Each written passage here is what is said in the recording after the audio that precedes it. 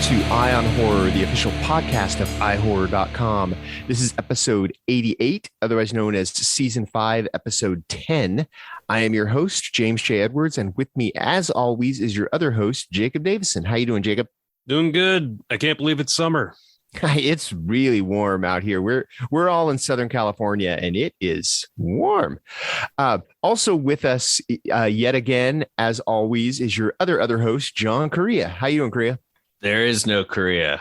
There is only Sticky Man. Not the Sticky Man. There's only Sticky Man, and Sticky Man has no friends. No, it's fucking hot as shit here. And my apartment's like from the 50s, so it's not well insulated. So like whatever the weather is outside, it's like that, but like times 3 in here. I don't know how they did that, but whoever designed it that way is just pure evil. That's the one thing. I've been working from home for like 2 years because of the pandemic, and we actually gave up our office space. So I won't be going back to an office unless I get another job. And that's the one thing I miss is the air conditioning of a office, like a professionally managed office building. Our house is actually generally comfortable. It's cool on hot days and it's warm on cold days. It keeps a pretty steady temperature, but nothing like walking in from like a 90-degree day and then you walk into air conditioning. Free air conditioning. It makes you want to go outside and do it again. Oh yeah. Oh, I miss the movie pass days because I was employed during that time, and I would just go to a movie. Didn't matter what movie it was. I would just go to one just to sit in the air conditioning and nap in the back. That I'm convinced that I have all these memories of going to the movies with my mom and my sister back when we were little, like all the time. And I swear my mom would do it because it was a cheap way to get air conditioning. I mean, that's how I ended up seeing double features of like Orca and Grizzly when I was 6. You know, oh, that's a great double feature. Oh, it was an awesome double feature. It was awesome. But you know, I was 6. But hey, they must have had air conditioning because there I was. So, what have you guys been doing? The other day, I was at a screening of the brand new restoration of Peaches Christ's All About Evil. Ooh. Is that the Natasha Lyonne movie? Yep, the very same. Cool. Yeah, that it was actually my first time seeing it.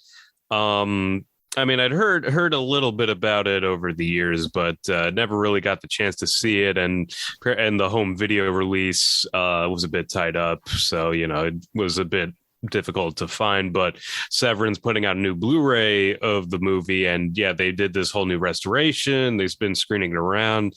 And yeah, like Peaches Christ and a whole bunch of the cast and crew were there. So it was pretty cool to hear that Q&A. But was Natasha Lyonne there? No. Sadly, she was not, but they did have a large amount of the cast and crew there, like, let's see, Thomas Dekker, and Mink Stoll was there. Cassandra Peterson wasn't, but I was surprised that she was in the movie. But yeah, no, and just I didn't really know too much about the film going in, but it was very interesting as a throwback to the works of like Herschel Gordon Lewis and Roger Corman. And it's a movie about movie theaters. So how could I not love it?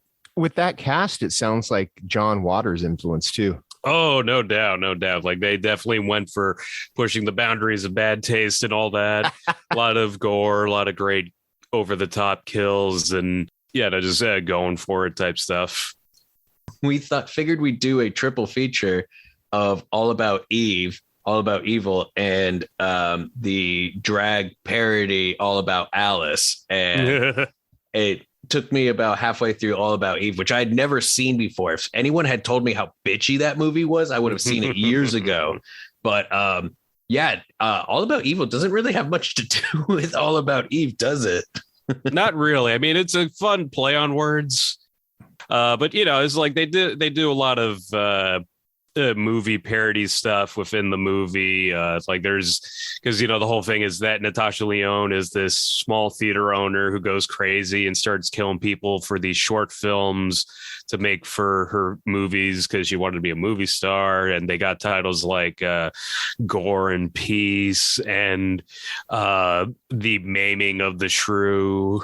So stuff like that. And it's just it's a fun, gory kind of schlocker horror throwback, and I really dug it. Have you guys seen You Won't Be Alone yet? No. It's like a folk witch movie with Nomi Rapace. It's playing right now on Peacock. Like it came out this year. The premise is in a mountain village in the 19th century. This woman basically encounters a witch. Like this witch just shows up, and she like this. The witch kind of like takes forms. So you see like this rabbit go by, get maimed off screen, and then like the rabbit comes back, and it's the witch and stuff. And so she encounters this woman, and she wants to take the baby from this woman. And so the woman strikes a deal with her, basically saying, all I want is to raise her. So when she's 16, you can take her to be your assistant or partner in crime or whatever. And so the witch agrees to it. And then the mother, the witch, before she leaves, basically cuts the baby's vocal cord so she can't speak. And cut to the mom just basically hides the daughter in this cave for 16 years. And so she's basically become this like mute feral.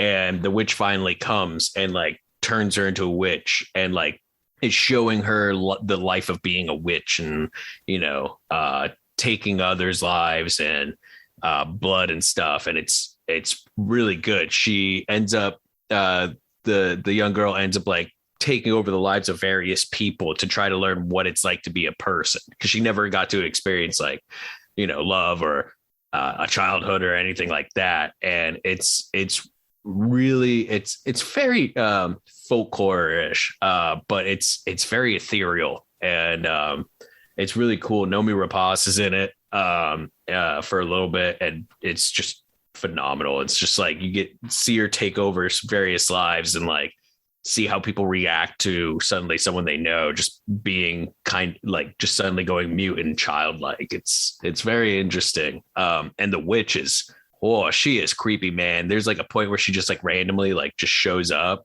and she's like very woodsy witch. And they go into the witch's backstory on why she looks the way she does. And it's a lot, but it's on Peacock right now. I think you can rent it elsewhere if you don't have a Peacock account. But it's really good. It's You Won't Be Alone. Highly recommend. The only thing that I've really seen since last time we talked, the only new thing, is Jurassic World Dominion. Either of you guys get to that one yet? Not yet. It's okay. As a movie, it is pretty good. It's just as a Jurassic Park movie, it's a little weird. It's kind of like two movies in one. It takes place after Fallen Kingdom. So the dinosaurs are loose. They're living amongst the people. And the first like 5 minutes is actually pretty cool because it like shows almost like news reports of basically the chaos that these dinosaurs are wreaking, and that's where a lot of the promo footage comes from, like the T-Rex at the drive-in movie. You've seen that one, basically people are just minding their own business and a dinosaur will come out of nowhere and, fuck shit up. But it's basically two movies. One is Laura Dern's Ellie Sattler. She's like an environmental scientist, and she is investigating this new strain of locust, which is gigantic, and it's eating all the crops, and it's going to basically collapse the entire food chain. And she notices that it's not eating crops planted by a certain company that is also in charge of rounding up the dinosaurs or keeping the dinosaurs at bay. So she enlists the help of Alan Grant, Sam Neill, to help her figure out what's going on with this. And they go to the facilities of this place, which is located in a dinosaur sanctuary. And of course, Dr. Ian Malcolm, Jeff Goldblum, is a consultant there. So you got that storyline. And then you've got Chris Pratt and Bryce Dallas Howard. Their characters, they're living with the clone girl from Fallen Kingdom. And someone kidnaps her because she's a valuable asset. She's a clone. They want to study her. So it's them trying to get her back. And of course, it's all intertwined. So in the third act, it all meets together. But it's almost like, up until that point, it's almost like two different stories. And my issues with it is the dinosaurs are almost like supporting characters. They're not part of the actual plot. The plot is getting the clone girl back and investigating these locusts, which I guess the locusts are kind of like dinosaur locusts, but the dinosaurs are secondary, and that's not a Jurassic Park movie to me. It's like, what, and every time the dinosaurs do provide some cool chases, like there's one scene, I think they're in Malta, where Chris Pratt and Bryce Dallas Howard are trying to track down where their clone daughter is. And this is another one that you could see in the previews where Chris Pratt's on a motorcycle driving and the raptors are chasing him. They provide some good chase and exciting action scenes in that way. But every time the dinosaurs are going to fight, there's a new apex predator in the sanctuary called a Gigantorosaurus or something like that. Oh, of course there is. I'm sorry. The Jurassic World movies, every movie, they're like, oh, we're going to create this new genetically different. It's like, just give us the classics. No, there's not only is there that, but there's also a different one that is kind of even more tougher than that. But every time these fights are going to start, like when the T-Rex first meets the Gigantorosaurus, Chris Pratt and Bryce Dallas Howard are watching and they're like, oh, what's going to happen here? And then I think Chris Pratt even says something like, this isn't about us. And they go up like they're going to fight. And then I don't want to say what happens, but it's over way before it should be. And that happens every time the dinosaurs are about to fight. You're like, okay, cool. Now we're going to get some dinosaur action. And then you're like, that's it? What? This is a Jurassic Park movie. So it was a little disappointing in that regard. One thing I will say it's 2.5 hours long, and it didn't feel like it was 2.5 hours long, which for me, you guys know, is a huge deal. I was never bored with it. So I guess, it's an exciting movie from a movie standpoint, but just as a Jurassic Park movie, I'm like, aren't there supposed to be dinosaurs in Jurassic Park movies? I mean, there are dinosaurs there, but they're not, And see, another thing, when the people steal the clone girl, they also steal Blue's baby, because Blue has made her nest in the woods near Chris Pratt's cabin, and she has had a baby, and they get her baby too. So that's kind of, that kind of dinosaurs it up a little bit. But yeah, it's okay as a movie, but as a Jurassic Park movie, I'm like, really? People want to see dinosaurs in their dinosaur movies. I mean, maybe it's just me.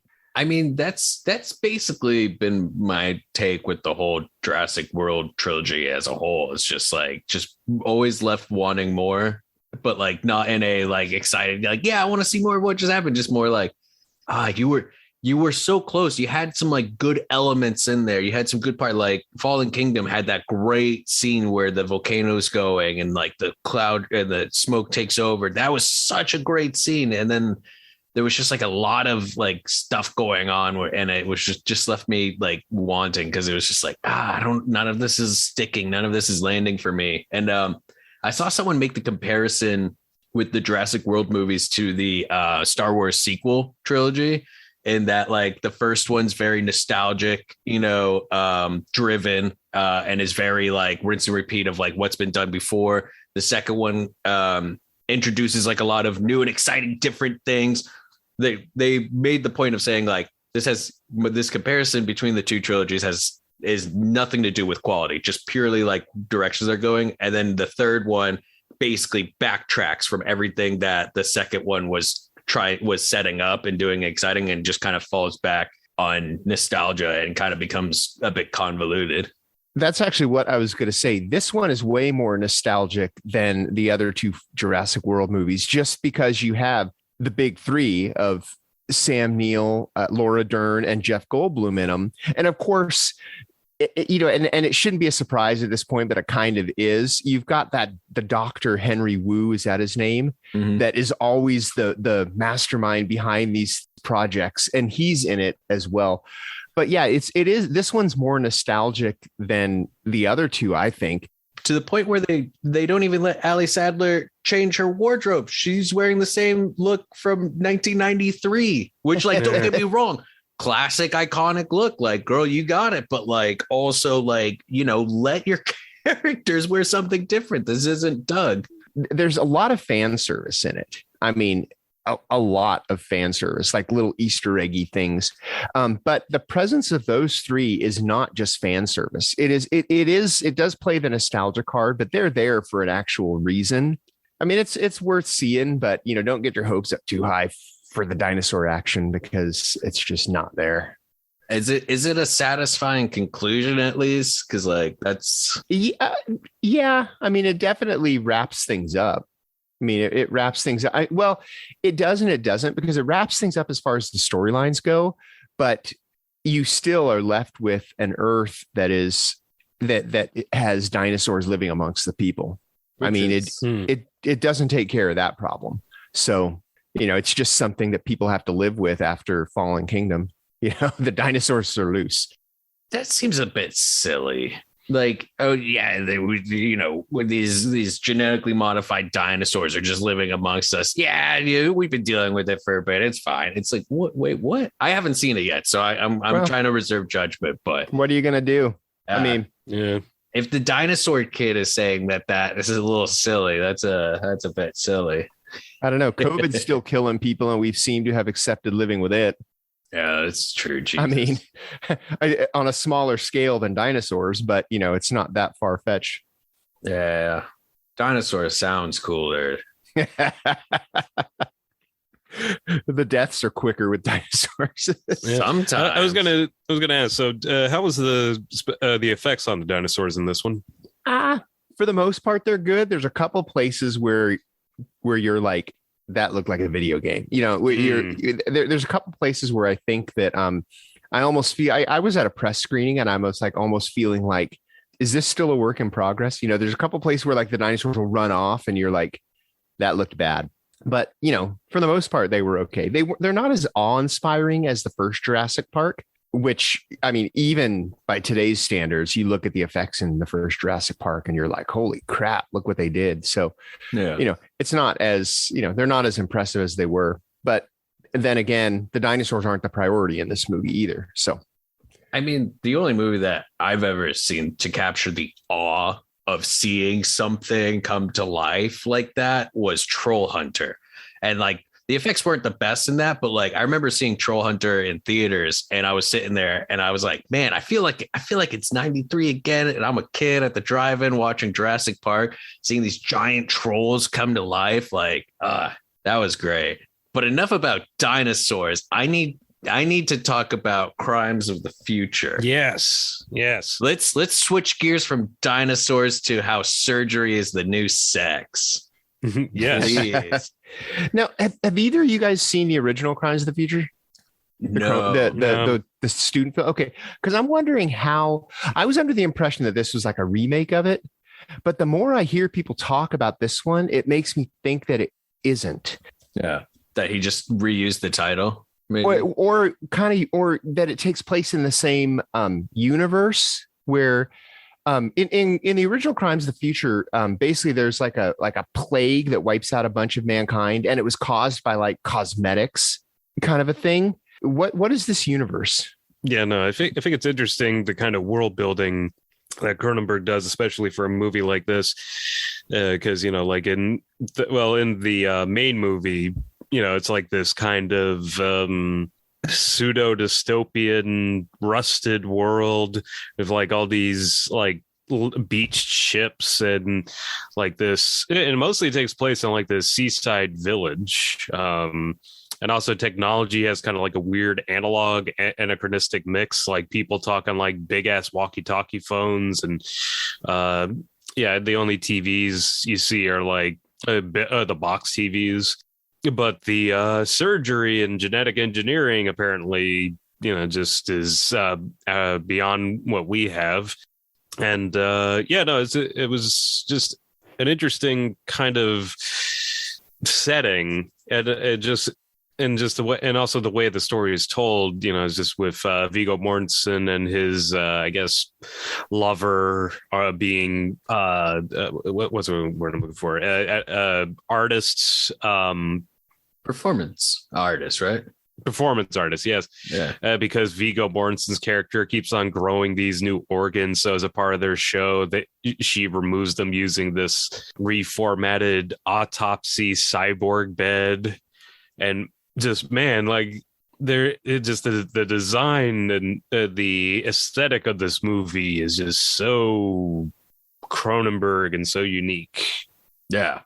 I also feel like Cronenberg, you know, called up a lot of people that he wanted to work with or has worked with in the past and just went, all right, what is one thing that you can, what's one thing that's gross that you can do repeatedly? Hey, Viggo, can you make really gross mouth noises? Like, just like you're constantly having acid reflex. Let's do that this whole time. Or, hey, Kristen Stewart, can you, do you have tics? Can you just like amplify your tics by like 10,000% to make people uncomfortable and yet weirdly into it? Because boy, do they nail those things so well. Like there's just like an underlining, like visually it's very beautiful what's happening, but like underlining like uncomfortableness. And like Viggo Mortensen's character, because, you know, in this future, most of mankind doesn't feel anything anymore, like pain or sexual pleasure. Because they lost all feeling except for like a few people who feel pain when they sleep. And Viggo's one of those people. So there's like, they show him like waking up from sleep and he's just like a lot, which I relate to that, man. I wake up sore all the time, but that's just old age. But yeah, yeah, dude, it's classic Cronenberg with like the mesh of like technology and flesh, you know, very Existence or Videodrome. And I actually just saw an interview with Cronenberg where he said, you know, meaning can be gleaned from the movie, although it wasn't his original intention of the movie being an analog for abortion rights and transgenderism and bodily autonomy from the government and, you know, other people. So it does come at a very timely period, especially when all those issues are at the forefront, particularly now. And, you know, just kind of thinking back on it, I can see those themes in the movie. And because, you know, there's even because, you know, like Viggo's character repeatedly gets into conflict with the registry of was it new organs? Yeah. And there's like a biogenetic vice squad now. It sounds like it is a completely different movie because the original, from what I remember about it, and it's been a while that I've seen it, but basically because cosmetics are wiping out the population, it's mostly women that are getting killed off. So the main dude, he's become kind of like a fetishist, you know, like he's got a collection of women's underwear and stuff. And he's like a foot fetishist. And all because there are no women around. So like other men are like, you know, into his collection of underwear and stuff. And eventually he hooks up with this group of pedophiles who have this young girl who never did cosmetics. So she's like untouched. It's like, it sounds like it just kind of takes place in a similar universe. He just reused the title, I guess. Sounds like a no budget Cronenberg. Oh, it is. It's a student film. It's from 1970. It's in fact, I think it got a release from Arrow along with Stereo, you know, like that, but it's also a special feature on maybe Scanners. I know Stereo is a special feature on maybe Videodrome, and then Crimes of the Future is on Scanners, or vice versa. I know that Criterion put one movie on one and the other on the other, but yeah, it's not really worth a release on its own. Just like Stereo, it's like a student film. It's absolutely no budget. Yeah, because Arrow does have the Blu-ray set where it's the early works of Cronenberg, and it's all his like student films and stuff like that. And then I think they're also streaming on the Criterion channel as well right now. So yeah, that wouldn't surprise me because I don't think that there's any. It's probably not copyright. I mean, it might even be on YouTube. These are just I know Stereo was a student film. Crimes of the Future may also be, because it's from like 1970 or something like that. It's one of the early works, like, before he was a household name, and it is no budget, so it doesn't have those Cronenberg effects that you're used to. Well, before he made his name with the Roger Corman produced Fast Company. Sorry, I like to bring up that Cronenberg made a racing movie. Like that tickles my fancy so much. That was one of his first. He made Canadian TV movies too. I mean, yeah. But I think Shivers might have been his first like quote real movie. The first like feature length, like Cronenberg. Like, yeah. I'm going into some really weird shit, guys. That's what put him on the map. Yeah, the first one that you would consider a Cronenberg movie. Let's see. I got the Christopher Lee bundle from Severin recently, so it's been interesting to go through a bunch of those movies because it was the Eurocrypt of Christopher Lee Volume 2 and The Return of Captain Invincible, and they timed it for what would have been his 100th birthday. So 100 years of Christopher Lee. I watched The Return of Captain Invincible, and I'd heard of it. I never really got the chance to see it till now. And this new restoration looks really good. Like they did a 4K transfer, and it is kind of ahead of its time because it's like this superhero parody, but kind of more in the Richard Donner Superman era. So you got Alan Arkin as this Superman analog, Captain Invincible, who was like a huge American hero during World War II and afterward. But then McCarthy and HUAC went after him as a communist, and it ruined his life, and he became an alcoholic and just kind of farting around Australia for a while until his old nemesis, Mr. Midnight, played, of course, by Christopher Lee, comes back to try and take over the world. So it's kind of about him trying to get his life back on track so that he can save the world. And it has a great soundtrack that was composed by none other than Richard O'Brien from the Rocky Horror Picture Show. Really? Yeah. No, he did. Yeah, no, he did all the songs, and particularly my favorites were, of course, Christopher Lee's villain songs, because of course you can have that bad guy have some songs, and it just really goes to show what a Renaissance man Christopher Lee was, because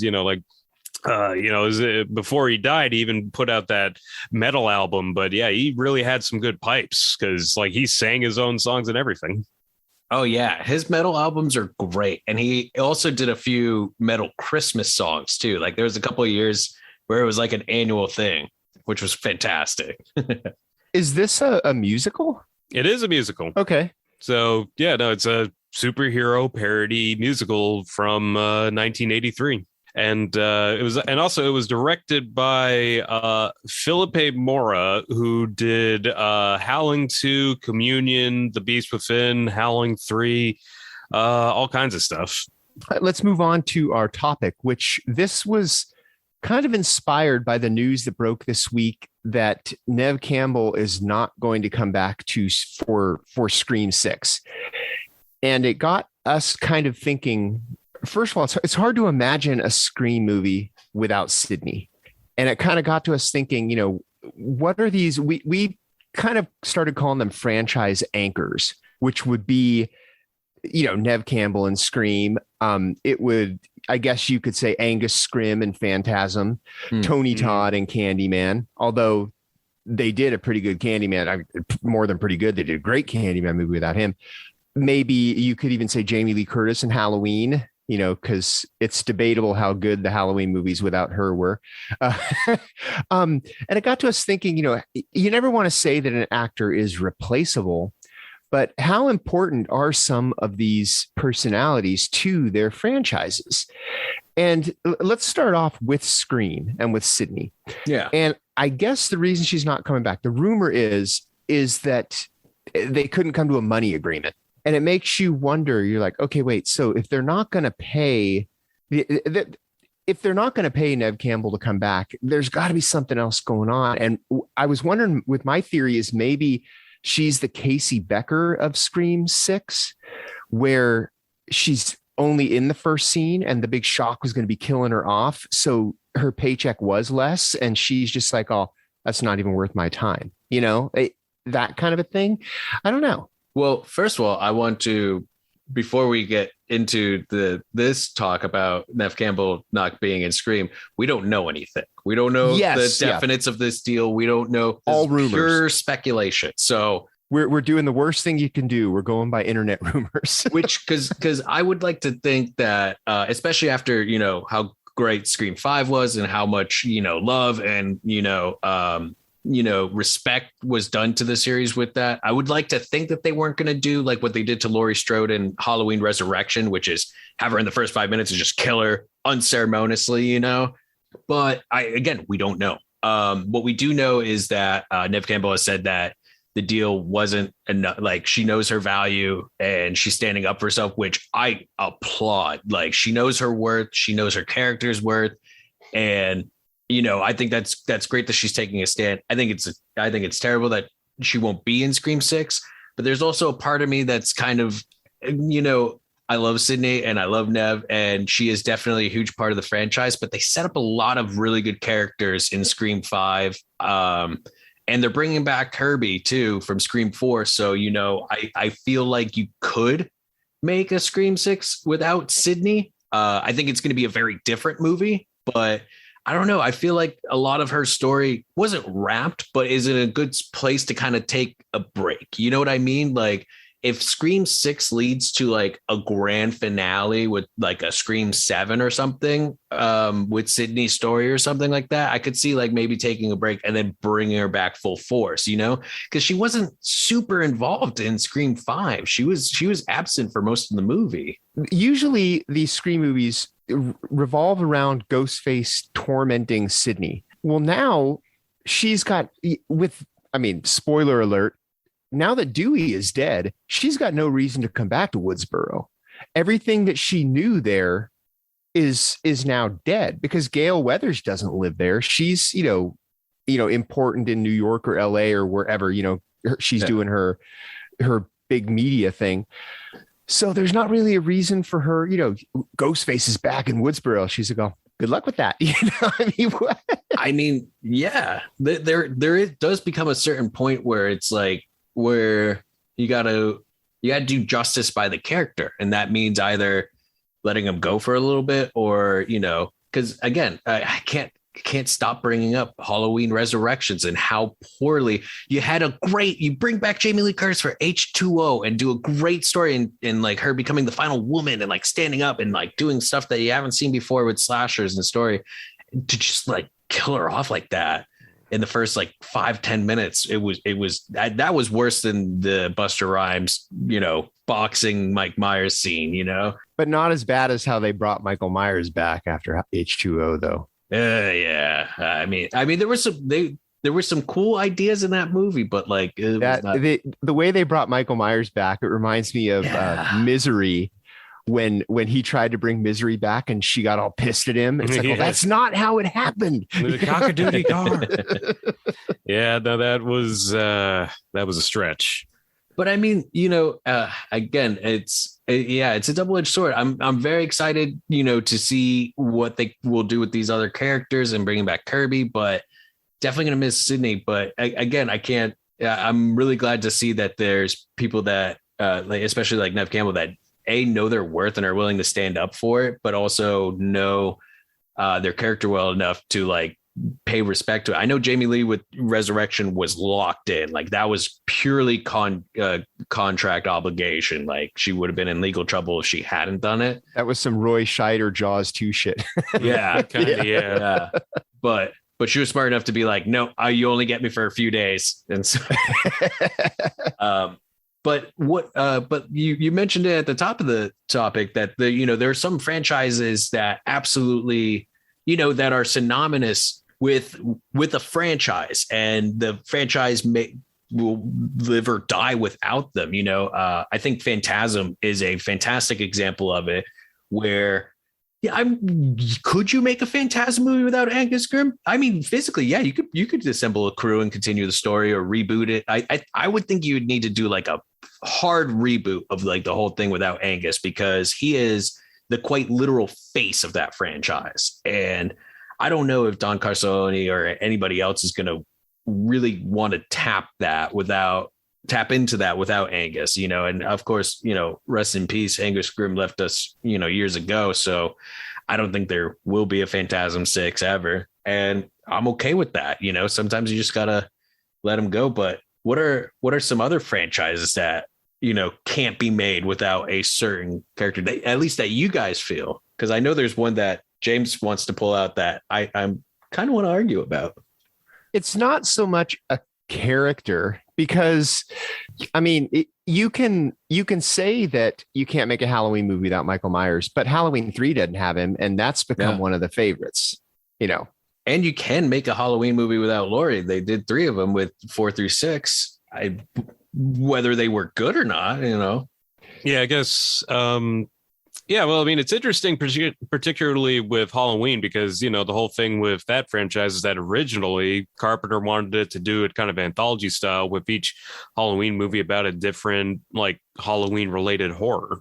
Because, like, he was originally going to do with 2, but they wanted Michael Myers back. So he brought Michael Myers back. He tried to kill off Michael Myers in 2. Then he tried to do the anthology format thing with 3, which at the time didn't go over so hot. And then they had to bring back Michael Myers. But yeah, it could have been that after Halloween 3, if it had done well, then we could have gotten a whole bunch of Halloween movies about, like, different weird Halloween stories. So it is kind of just interesting, in terms of the trajectory of a franchise like that, because it could have just not involved them at all. I always said Halloween 2 is a double-edged sword, because I really like the original Halloween 2, but it killed a franchise that I really wanted, which was a Halloween series where each movie was a different, like, horror film centered around the holiday. So, like, if we had Season of the Witch as Halloween 2, we could have had a completely different and awesome franchise. Yeah, I feel. But again, I still love Halloween 2 and, like, the majority of the sequels that came out after. So, I mean, we're in a decent timeline with that. But I'm gonna say Nightmare on Elm Street. Yeah. James and I, this was kind of what sparked the topic, was we kind of got into a little argument with it. Because, obviously you can't make a Nightmare on Elm Street movie without the character Freddy Krueger. And Robert Englund is Freddy Krueger. But I think you could make a Nightmare on Elm Street movie with a very different Freddy Krueger. Like, you can't repeat what Englund did, which is that mesh of, like, horror and comedy and what have you. And if there's one, I know the remake, it pisses off a lot of people, but I don't think that's a fault of the actor who played him. I think Jackie Earle Haley was going to be a great Freddy, especially if handled right, which was that, like, I like the prospect of maybe Freddy was innocent. Nope, he was just pure evil, but, like, kind of cutting out a lot of the comedy and just having it be meshed. I just think the film was handled very poorly in the making of it. But I think that was, like, the one decision that they nailed, which is him taking the mantle. But I don't know. What do you guys think? Even if Robert Englund played Freddy Krueger in that remake, you're right, it wouldn't have saved the movie, because they tried to humanize Freddy. They tried to make him sympathetic with the whole wrongfully accused angle. And then they pull that rug out from under you. Oh no, he actually did do that. You're like, it's like, make up your freaking mind. How, you're trying to manipulate us, but then you're re-manipulating us. Anyway, for me, it was just the uninspired kills and dream sequences where it's like, you're doing what's been done before, but with horrible CGI and, like, no tension in the scene. You remember when that came out, it was on the heels of, Zombies Halloween and the Texas Chainsaw remake. So remaking legendary franchises was the thing to do. And I think that they bit off more than they could chew with Nightmare on Elm Street, because it's one thing to do it with, I don't know. It's one thing to do it with a character who's just ominous and brooding. But when you do it, Freddy Krueger has much more personality than your average slasher killer.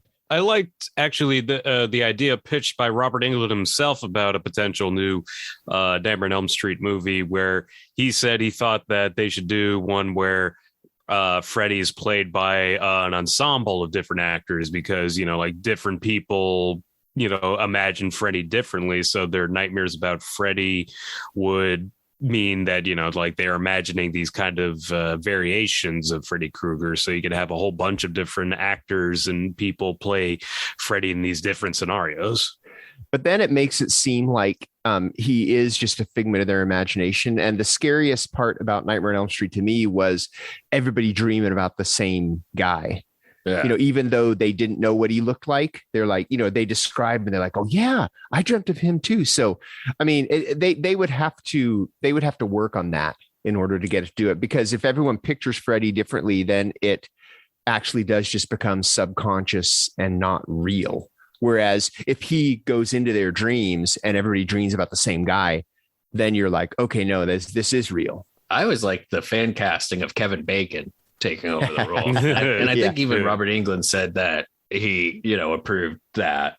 Don't quote me on that because I unresearched, but I think I read somewhere someone just being like, yeah, Kevin Bacon would do it. I'm like, yeah, Kevin Bacon, I think could pull it off. Like he can get like twisted and bitchy. If Robert Englund approved of that, he'll let us know because he listens. Does he? He listens to our podcast. That would be great. That'd be great to know.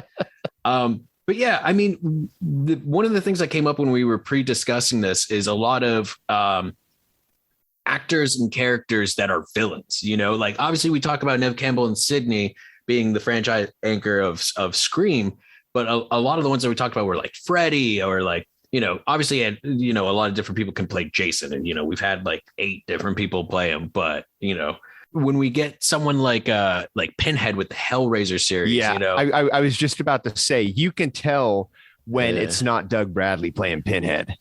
But yeah, but again, oftentimes with these things, I think it's just the quality of the films themselves. Because when we bring up that example, those Hellraiser movies where Doug Bradley didn't come back were very much so just to keep the rights and were super bargain bin. I mean, most of those Hellraiser movies, later sequels were anyways, but Doug Bradley was always great as Pinhead. But it's always interesting because like, you think of like Evil Dead, that's one of the few franchises where like the main star and the main lead of it isn't the villain, isn't the Freddy Krueger of it. It's Ash, who's goofball and, so he was always like a horror icon that wasn't a villain. And, it's hard to think of that franchise without Ash. And yet they made an amazing movie with Fede Alvarez's Evil Dead without Ash. And it was awesome. But in order to do that, they had to completely strip any humor out of it because there's no humor whatsoever in Fede Alvarez's Evil Dead. And that pissed a lot of people off. People are like, oh, this isn't Evil Dead. It's like, oh, well, that Evil Dead still exists. You can go back and watch that. This one is shit your pants terrifying. What? You weren't laughing at the box cutter tongue scene? I wasn't laughing about it raining blood either. Oh man. Not exactly a barrel of laughs. No, that movie was intense. But I will say this, could anybody else play Ash? No. Ash is Bruce Campbell. And just like and that's why I think with Scream 6, it's like, could you make a Scream movie without Sidney? I think so. I think it would be very different. I think you would need to take it in a very different way. First of all, you got to change, Ghostface motivation, because most of the time, like you said, it's getting Sidney back. It's getting back at Sidney. It's doing something, it's very something involved with like Sidney's fame or something like that. So you're going to have to go in a very different direction with the motivation behind Ghostface if Sidney's not there. But you can't replace her with a different actress. I mean, we saw it in Scream 3. That it just doesn't work. That's what I'm saying. You can't. The one thing they cannot do is have like the doorbell ring. They go and they answer it and the person's back is to them. They turn around and it's like Jennifer Love Hewitt. And they're like, oh, Sidney, you're here. No. That's the one thing. People will just stand up and walk out of the theater. Yeah. Well, I mean, remember in the early 2000s when there was talks of an Evil Dead remake and they were going to have Ashton Kutcher play Ash and like rumors. Again, I don't know if that was ever like an actual thing. Ashton Kutcher will set us straight because he listens. Oh yeah, he's a big listener. But like that, there was those rumors circulating, and it's like I guess I could see the comparisons on why someone would think like, oh yeah, no, let's have Kelso be Ash. But like, no, dude, that's Camp, that's Bruce. Like, you can't make an Evil Dead anything with Ash without Bruce. Like you can't. But you can make an Evil Dead movie without him. And they have. It was great, and they're gonna do it again with Evil Dead Rises, which I'm so fucking hyped for. It's either gonna be the greatest thing ever or the worst thing ever, and I'm here for it no matter what. Yeah, I was skeptical about the Evil Dead, the Fede Alvarez's Evil Dead, but I walked out of that just like, I'm like, okay, that was great. You know, and the thing is, they didn't. It's like, how do you remake Evil Dead? You don't try. They basically took the Cabin in the Woods Necronomicon concept, and that's it. You know, the rest of it, they just made it. They took the Three Stooges out of it, and yeah, I mean, there's little nods, you know, like with the hand cutting off scene, you know, but just like the overall, they understood what was at the core of the mythology and what was at the core, which is, you know, there's these beings, they take over bodies and they drive people nuts and they cause self-mutilation and they just fuck with people. But instead of doing it in the, you know, Three Stooges way, like they do in Evil Dead 1 and 2, it's very like, I'm going to show you the most fucked up thing I could possibly do right now with this body. That's the thinking of the Deadeye right there. Because, you know, I can get into the mindset of a Deadeye really well. And that's where you get iconic scenes like the fucking box cutter scene was just, it's so uncomfortable. But yeah, I mean, it's always interesting it's knowing when to exit, you know, with a franchise, with a character, with anything, you know.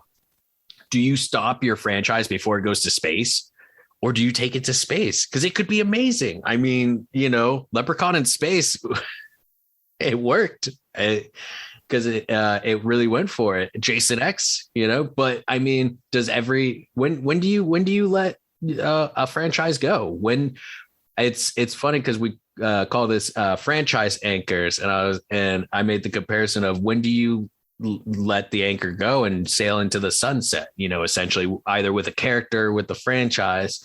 But yeah, these examples that we talk about on where it works without them are all hard, not reboots, but hard changing directions. So when we talk about like a Halloween movie without Laurie Strode and Jamie Lee Curtis, we're talking about taking her character out completely, whether it's dropping the whole Michael Myers thing with Season of the Witch, or instead focusing on a completely different character with Halloween 4 through 6, you know, or just doing a reboot. The way they did Candyman was great because basically it is a sequel. I think there might have been some Tony Todd in like the mythology segments of it. So they didn't completely leave him behind. And the final act. Yeah. Yeah. But the way they did it is, they almost didn't give Candyman his own face. He was kind of possessing people. So that it made it, Tony Todd is Daniel Robitaille. And this movie didn't try to give Daniel Robitaille a different face. So, you know, so even though they only had Tony Todd for probably a day when they shot, but you know, it still is, you know, the mythology is still there. It's still definitely a sequel, even though it basically is the same as the first movie. The mythology is in place. So That's the way to do it. If you're going to, you know, I don't know if Scream can do that, because I mean, they can still mention Sydney. They probably will still mention Sydney, but you know, you can't, they can't just use a body double and never show her face. You can't fake Shem Sydney. And that's the thing with the new Candyman 2 was that it, unlike Candyman 2 and 3, it wasn't about Daniel Robitaille. It was about mythology and how we pass that on and how it goes on, which is what, you know, the original movie was about anyways. So the new Candyman, the mythology that took over was the story of Helen and what she did in Chicago back in the 90s. And that kind of took over. And then, you know, it morphed. And that's what happens with urban myths and these campfire stories that get passed on. The story changes because of people's ability to recount or putting their own spin on things, which is why Candyman became this man who gave out candy to kids in the projects, and then was murdered by the police, instead of Daniel Robitaille. And it was also about, Tony Todd's Candyman kind of taking it back because it became too much about Helen a bit. And so he was like, you will keep my story going, essentially. And, and I think that's the main thing with continuing something at all, is just knowing what knowing the original, and respecting, if you don't respect something, you can't expect it to continue going. That's where you get the bargain bin Pinhead, Yes. with the super recent ones, or that's where you get, Nightmare on Elm Street remake, because I feel like they just didn't quite understand why Freddy worked so well. Have you seen that meme? This is going along those same lines. The meme where it shows Dr. Loomis saying he had the blackest eyes, and then it shows one of the from one of the later Michael Myers where you can totally see his eyes in the mask, and they're not the blackest eyes at all. Yeah, because I mean that's the thing. Like a lot of the these sequels or continuations or stuff were basically all around rights. Like how many times did they pump out a Hellraiser or Children of the Corn or whatever just because they wanted to hold on to the rights? I think a bunch of the Hellraiser movies were other movies that just got Pinhead slapped in there so that they could do it as a copyright shelter. Yep. I mean, dude, there's a Children of the Corn movie that was made during the pandemic. What happened to that? I have no idea. Did anyone else totally forget that happened? Like, you know who I also think did it right, moving away from an anchor, and they never moved completely away from him because he was in all of them, but the Saw movies, I think, because I mean, Tobin Bell's character, he did come back for all the later ones, but it was like in flashbacks. But I thought that the whole having Jigsaw disciples, I mean, don't get me wrong, the Saw movies get progressively worse, and the one I think is brilliant, and then they just it's like a slope. But as far as coming up with new antagonists and moving away from Jigsaw when he was obviously dead, they watched his head get cut in half during his autopsy. The guy is dead. But the way that they did like the whole disciples thing, I thought was pretty clever.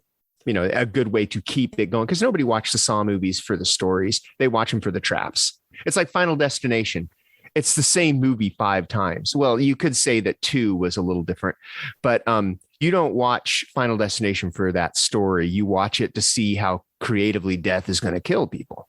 I mean, we talked about this too before. I think the Saw movies were reaching quite a bit with the sequels, but I did like the disciples thing. Granted, how I like the idea of like the disciples of Jigsaw, especially since he's such a self-righteous character. Of course, people are gonna get like sucked up into that egotistical, self-righteousness. But I mean, I do think that it was reaching. It was totally the funny thing is the reaching with that is one of the things that we talked about with Charlie in my favorite interview we've ever done. Is where like the last, not even the last act, you could say the last moments of every Saw movie where they show basically the events of the film, but from a different angle. That's where you're kind of reaching in some places. You're like, oh, that didn't happen. It's going back to Misery again. So that's not how that happened. You have to just suspend your disbelief with the Saw movies. I just always thought it was silly where it would be like, oh yeah, this is the cousin of the murderer. And how did he know all this stuff? Because in 4 movies ago, he was hiding in the cupboard during this thing, and we're going to reveal it dramatically during that. And it's just like, wait, what? Yes, no, he definitely is the killer because he was a child at the daycare next door to one of the trap houses. And this is the thing. And he walked in on a cigarette break. It's just like, wait, what? Like,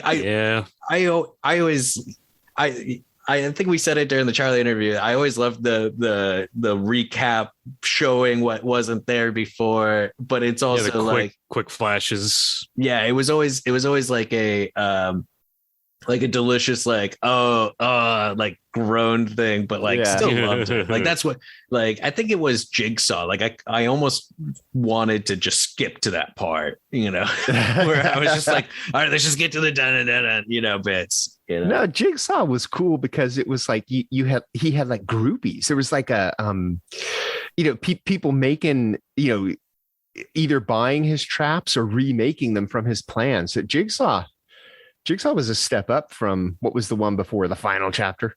Saw 3D. Yeah. Oh yeah. Saw 3D. Yeah. In 3D. Agree to disagree.